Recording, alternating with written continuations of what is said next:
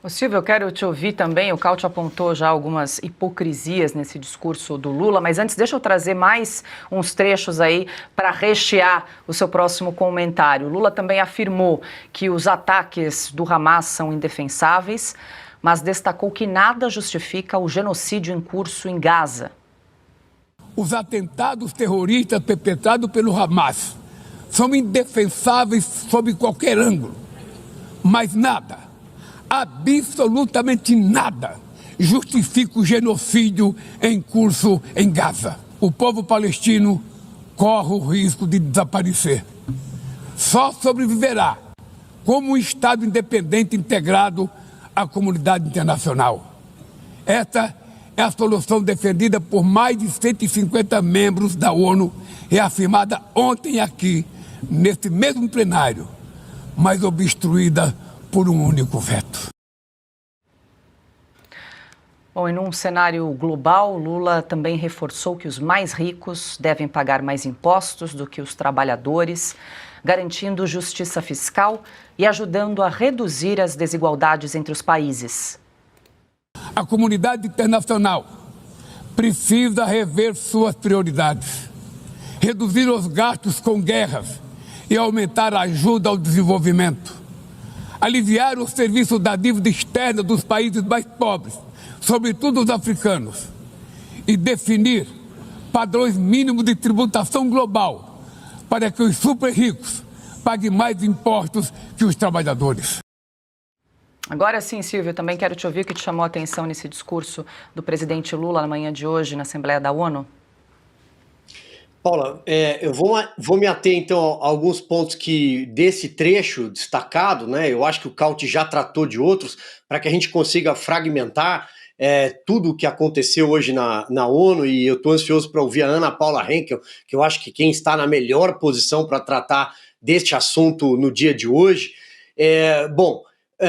Ele parecia estar falando numa assembleia do PT, e eu não sei se foi um bom negócio ler um discurso preparado pelo PT ou pelo Celso Amorim, que é o seu chanceler informal, o assessor internacional da presidência da República, mas é quem redige os discursos do presidente Lula, e daquela forma que a gente conhece bem, né, com uma agenda empoeirada, com uma cartilha que o PT e essa esquerda, essa franja mais radical, aliás, que vaza até do PT para o PSOL, tenta levar para as ruas, que é se esconder atrás da cortina da causa palestina para defender o Hamas, para falar em genocídio por parte de Israel, sendo que nós estamos falando de um povo que foi atacado pelas costas por terroristas e luta pela sua sobrevivência, lutou contra a treva. Aliás, é uma luta constante de lado a lado, do Hezbollah ao Hamas, passando por outras tantas frentes terroristas, um povo que luta pela sua sobrevivência.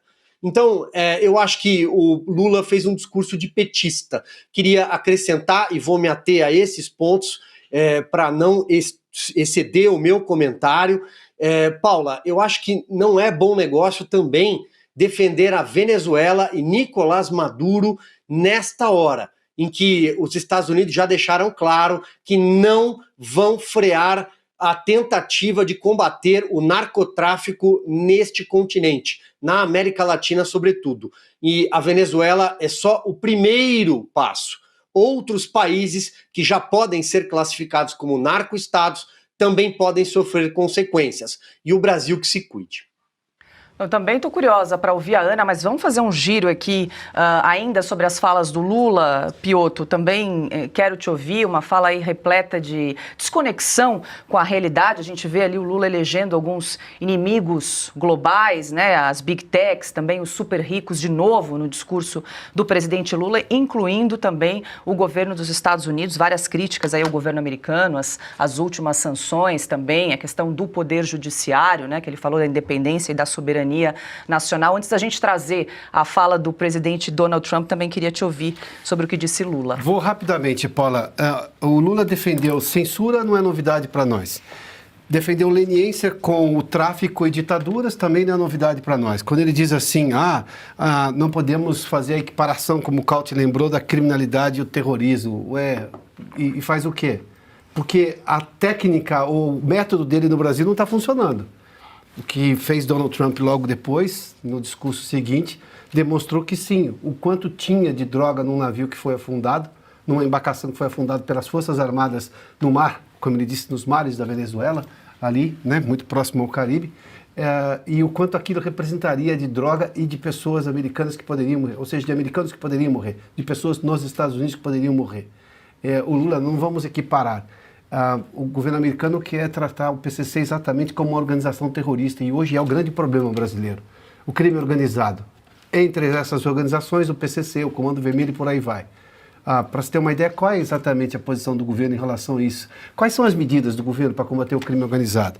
Com relação às ditaduras, quer dizer, ele fala de autocracias, mas até quando ele falou autocrata, eu falei, ele vai falar mal do Xi Jinping, do Putin, dos ayatollahs e do Maduro. Não, ele estava querendo passar um recado para quem? Para o Donald Trump.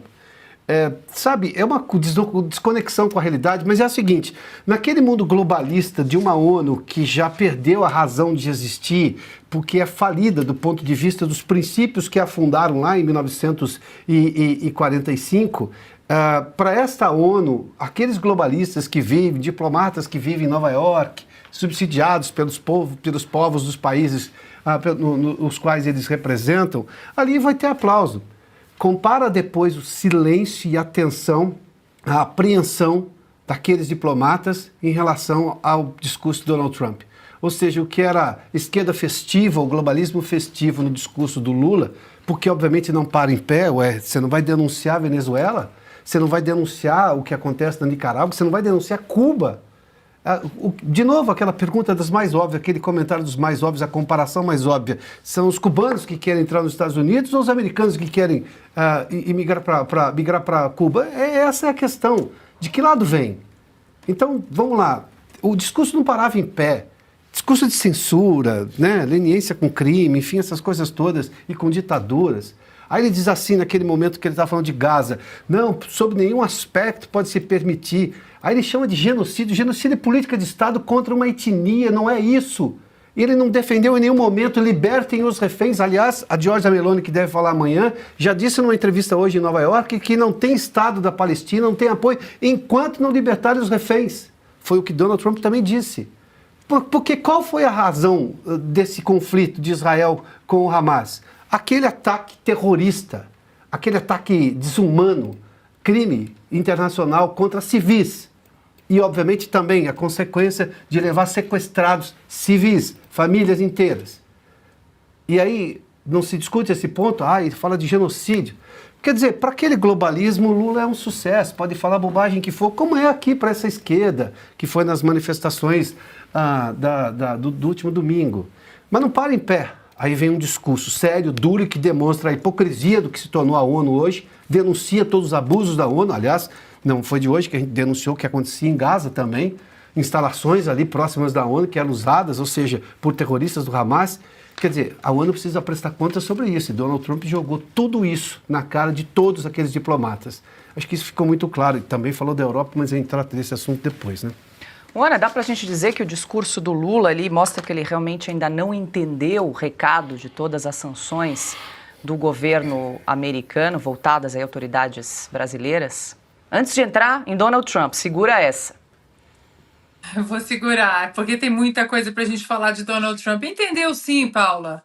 Ele entendeu sim, e ele está escolhendo esse caminho de propósito, porque o caminho do Lula é o caminho de aproximação de regimes totalitários, da China, do Irã, de tudo aquilo que a gente fala aqui, mostra todos os dias com as ações do governo Lula. Eu não vou nem falar do Brasil, porque esse Brasil, sob o governo de Lula, não é o Brasil dos brasileiros de fato, esses que trabalham de sol a sol, do Brasil do agro, do Brasil das famílias, do Brasil das tradições brasileiras, do Brasil que quer o progresso no país.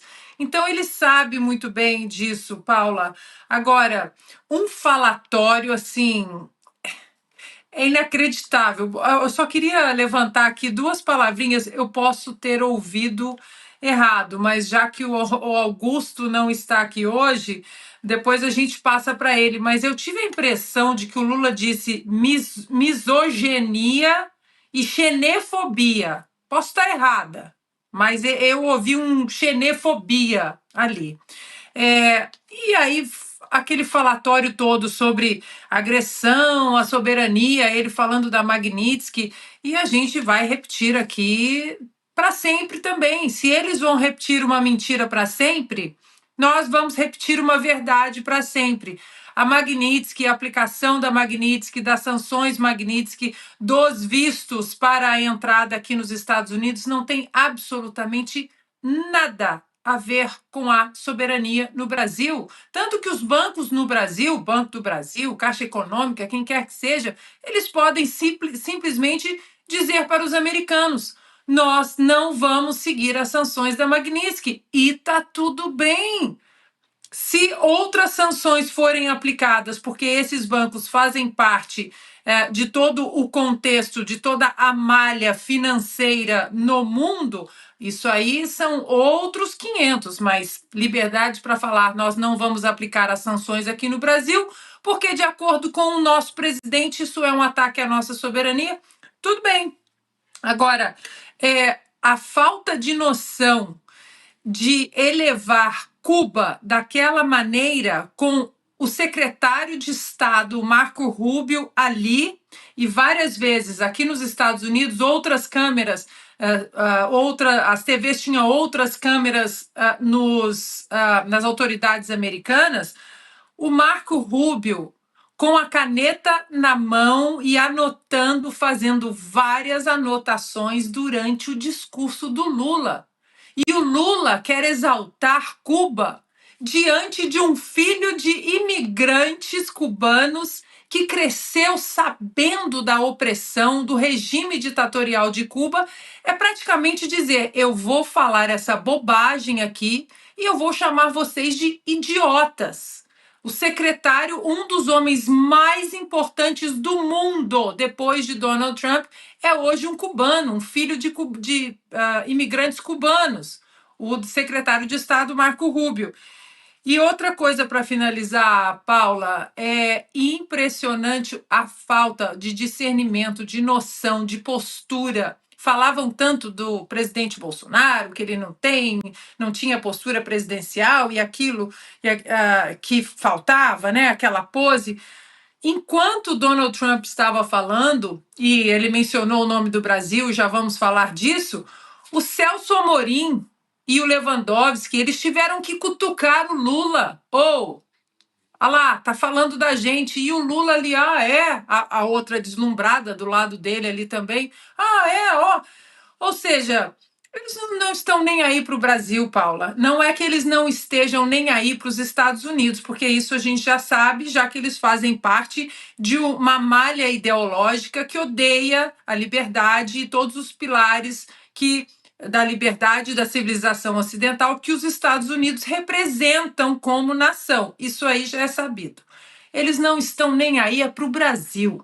É para o Brasil. Eles estão ali na ONU para fazer as alianças obscuras, continuar alimentando essas alianças obscuras com China, com Irã.